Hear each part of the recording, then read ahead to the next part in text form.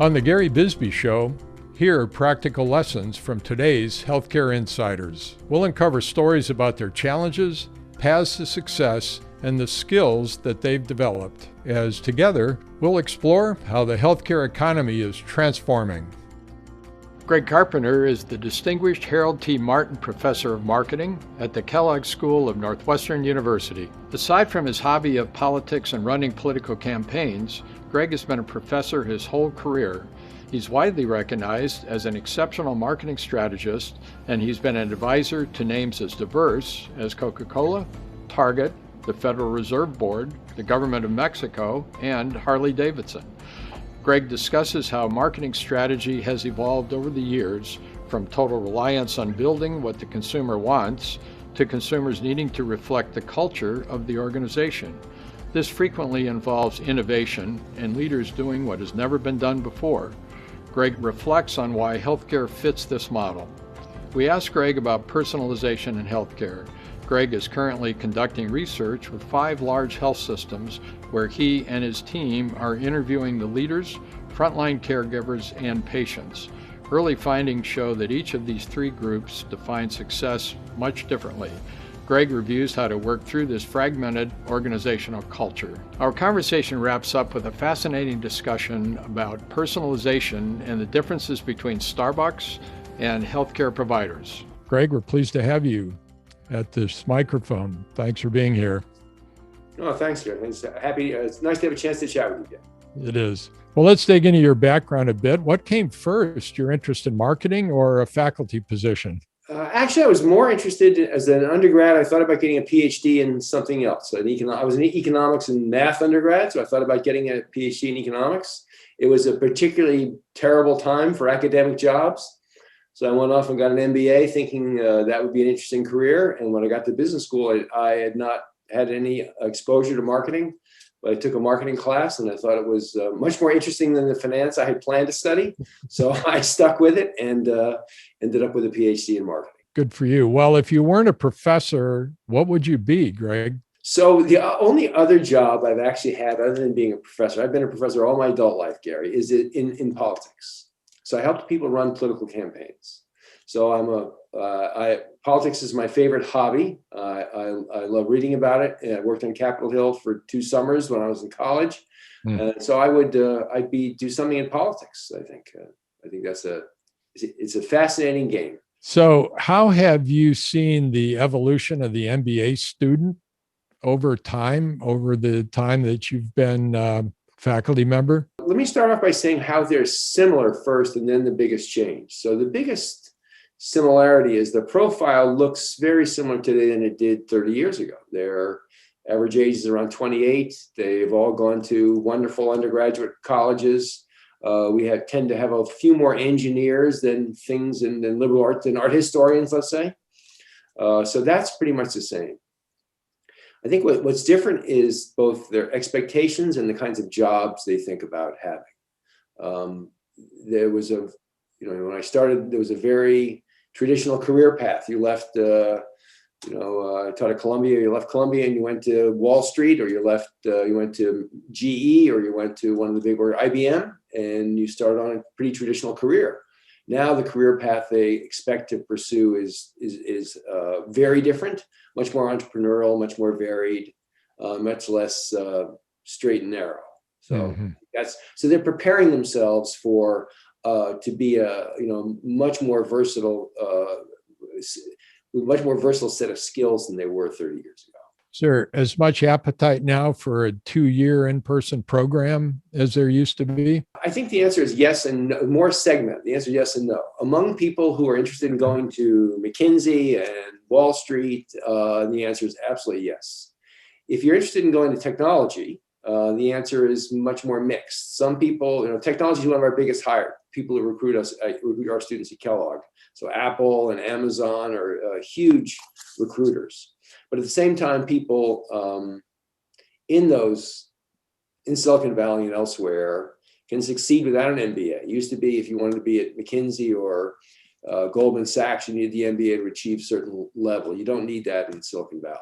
So some people still find it a useful path, but other people are finding other paths, computer science, master's degree in engineering, or no master's degree at all. Some of them don't even seem to get through undergraduate courses. They don't, and it doesn't seem to encumber their success, Gary. So at least the ones we know about. As one PhD speaking to another, You teach an M.B.A. course provocatively called Consumers, Culture, and Leadership. Can you share with us, for those of us that won't have the opportunity to take that course, what's the main thesis there? I've been teaching marketing strategy for decades now, and the approach in marketing strategy has historically begun with the consumer. You go out and ask the consumer what they want, you build it and deliver it to them. What I discovered in looking at organizations is that organizations don't do it that way, and the ones that are successful are not successful often with that approach, that it reflects the culture of the organization. And in fact, this became extremely clear to me in working in healthcare, but also in technology companies, in people who make wine, that to be successful, you have to understand what you offer the customer has to reflect the culture of the organization. And oftentimes that involves innovation. So it requires leaders doing things that have never been done before, that take advantage of the unique culture of the organization to create value for the customers. So being successful with customers is really a combination of those three factors. Sounds fascinating. I'm sure it's oversubscribed every year. Well, let's turn to your advisory engagements, some of which I'm familiar with, and they're all fascinating, but it's a diverse group of clients, as we mentioned before. Does it suggest that all companies to some degree have a challenge trying to understand consumers? I think that's true. We as humans are not always as empathetic as we could be. We understand ourselves well. We tend to be self-centered beings. And understanding the perspective of other people is difficult. I think it was Thoreau who said that. It's a miracle to look through the eyes of someone else. And I think all organizations, even the ones we think of as the most successful consumer packaged goods companies, sometimes struggle with understanding the way consumers look at the world. And so, I think everyone has a challenge with that. And we all get in routines. We all accept conventional wisdom about the way the world is because it's efficient. And sometimes it's not right. So have you noticed among industries there's similarities or differences in how they try to assess the consumer and incorporate it into their marketing strategy? Absolutely. The biggest distinction is between, let's call them financially and technology-oriented companies and ones that are less so. So if you think about a high-tech company or a bank, they tend to think very rationally, and their culture is a very rational one. So they tend to think about the consumer in that way. If you look at other organizations, they tend to be a little bit more flexible in their thinking. So they tend to look at the world in a more holistic way. So it really depends upon the culture of the organization and how they, what they see in the world. There's a saying in psychology I'm very fond of. We're fond in English of saying seeing is believing. There's a psychologist who argues believing is seeing. So what you believe the world is what you see. And so your perspective that you embrace influences how you view the world. And also, I'll add one other factor, how successful you've been. The more successful you've been, the more difficult it is to get people to see the world in a different way. I could definitely see that. I don't know if it's possible to answer the question, but I'm going to ask it anyway. Is it possible to think about what was your most challenging engagement in an advisory capacity? Healthcare has been the most difficult problem. Let me just say that. We'll talk about that later. That's easy, healthcare. But other than healthcare, the two most difficult assignments I've had, did some work for a microprocessor company once. Very smart people, very committed to what they do, very devoted to the belief that consumers don't know anything and are irrelevant to their decision making. And a room full of Ph.D. electrical engineers, it's tough so that was a very difficult engagement. I think we were ultimately successful. And the other is a very odd one by comparison. I got a phone call once from the people who own the Queen Mary 2, who asked me to help them grow their business. And because apparently the Queen Mary 2 travels back and forth between London and Southampton and New York about 6 months of the year. And their challenge was, how can they grow the business of transporting people back and forth across the Atlantic by ocean liner? So that was a tough assignment too. In today's age. In today's age. But very interesting. I'd say both of them were incredible. The toughest ones have been the most interesting. Sticking to the travel motif here, I read an article just a couple of weeks ago in the Wall Street Journal about Delta and how they're holding the middle seat in coach open, whereas all the other airlines have apparently now begun to sell the middle seat. And they were saying that Delta wasn't sure if they were going to continue to hold that middle seat open. If they called you, Greg, what advice would you give them about that middle seat? Well, I of course want to talk to a few consumers, but I think the motivation for it is correct in the sense that one of the things that happens with COVID, and I've actually published some research on this recently, is that fear overtakes people's decision making. And a demonstration of a tangible commitment to reducing that fear would be valued.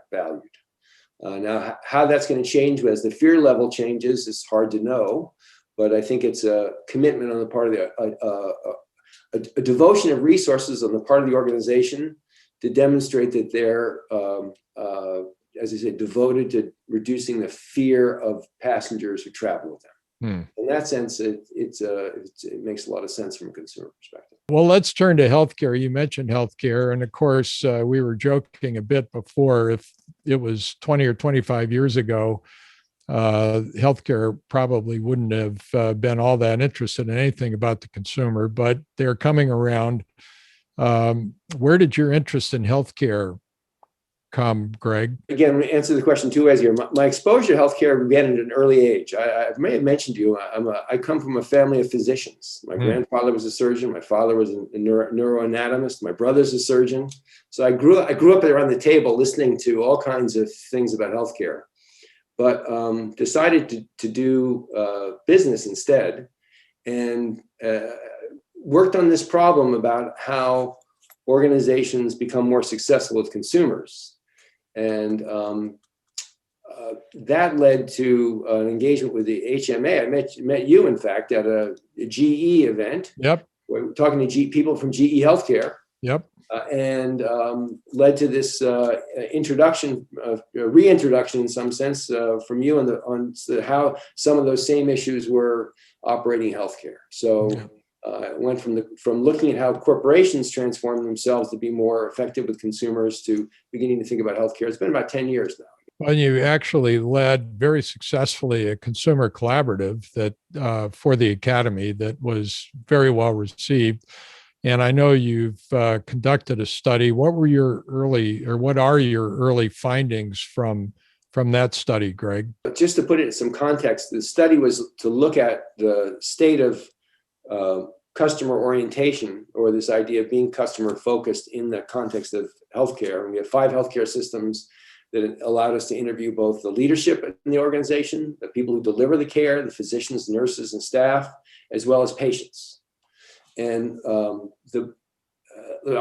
start simply. So the first conclusion is that those 3 groups see the world in very different ways, and they see success in very different ways.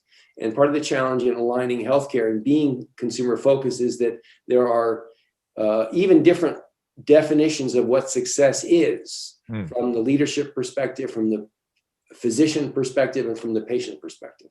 Mm-hmm. So the challenge in this is that like organizations that have fragmented cultures, that is different. University is a great example. We have faculty, alumni, benefactors, all kinds of students, all of whom have different interests. Is how do you align those in a common focus to achieve an outcome that's successful for everyone? And I think healthcare issue is that there are different agendas, different definitions of success, and aligning those is the challenge. And so we were able to identify a few ways in which people overcome those differences and align them and to be more successful. So we've used the term personalization to describe how a health company can direct its services to individuals or consumers. Can you define a difference in how business generally would look at personalization and how healthcare companies look at personalization? I think Starbucks is the prototypical example of a corporation that thinks about personalization well. You walk into a Starbucks in a country where you don't speak the local language, Gary, I guarantee you can get your coffee exactly the way you like it. The temperature, the amount of milk, the amount of foam, everything. They've understood personalization and this empowerment of the consumer very well. Healthcare is very different. We as a consumer expect that level of personalization in healthcare, but that's not what the difference in healthcare is that we lack the expertise and the experience, and the systems, in fact, value consistency. The systems look for consistently good outcomes, whereas you and I as consumers look for personalized outcomes. Mm-hmm. So there's a fundamental inconsistency between what the system is trying to create and what we're trying to create. And in a place like Starbucks, the virtue is that what we're trying to create, the personalization that we create, is also what the organization is trying to achieve. That is, our success as a consumer makes the company successful. Whereas personalization in healthcare creates inconsistency in the delivery of healthcare, which creates all sorts of issues. Over the last 10 years, the consumer has increasingly available data about healthcare, clinical care, and so on.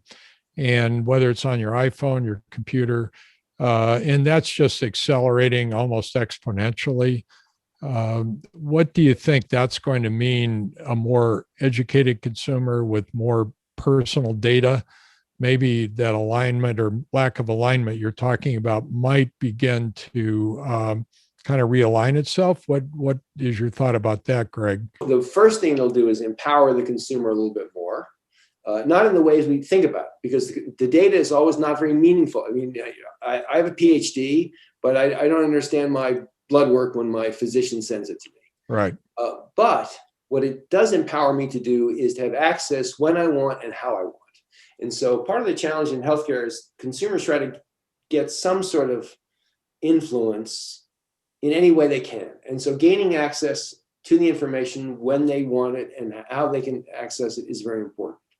But I think that it doesn't change the balance of expertise between consumers and physicians. Mm-hmm. So it gives us more leverage and more satisfaction in some sense, but it doesn't address the fundamental issue, I think. Let's stay on healthcare, but move to the pandemic. You made reference before, you were co-author in a paper, In Pandemic, We Buy What We Know. Can you just share the thesis of that article with us, Greg? About 4 years ago, I started this paper well before COVID, obviously. And we looked at the impact of consumers of contagious disease.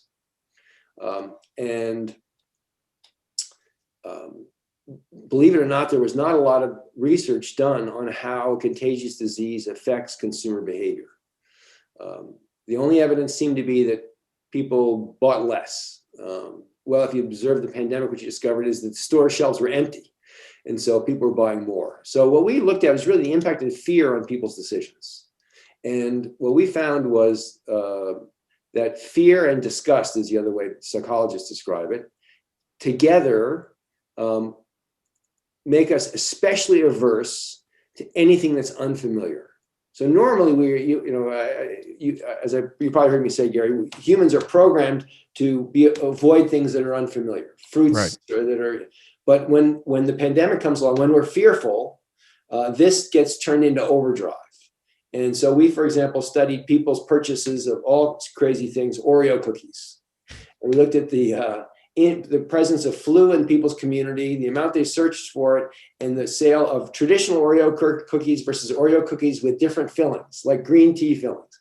And the more that there is of flu in your neighborhood, the less you buy of the novel Oreo cookies. The point is that anything foreign is seen as unfamiliar and is seen as a threat. So even in these areas where there should be no consequence on our behavior, no one thinks they're going to get the flu from an Oreo cookie.